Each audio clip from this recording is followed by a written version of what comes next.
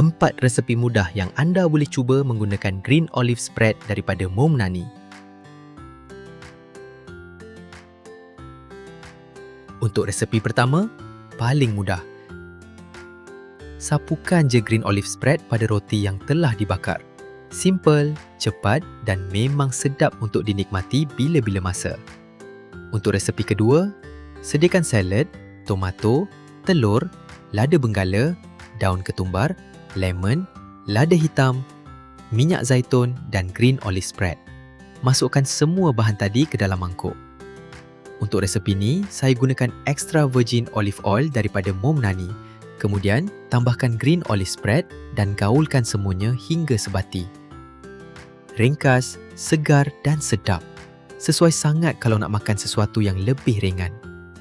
Untuk resepi seterusnya, jom kita buat tartar sauce versi green olive spread.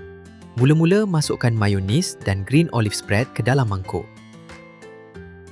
Kemudian, tambahkan sedikit hirisan daun parsley dan perahan lemon untuk bagi rasa yang lebih fresh.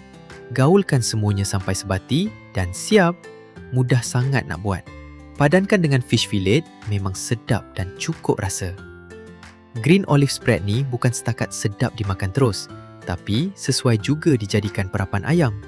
Gaulkan ayam yang telah dipotong bersama sedikit minyak zaitun dan green olive spread sampai semuanya bersalut rata. Macam biasa, boleh tambahkan sedikit perahan lemon. Bila dah siap diperap, terus masukkan ke dalam air fryer. Setkan suhu dan masa yang sesuai, kemudian biarkan ayam sampai masak. Tada! Dah siap! Mudah sangat kan? Nampak juicy dan menyelerakan.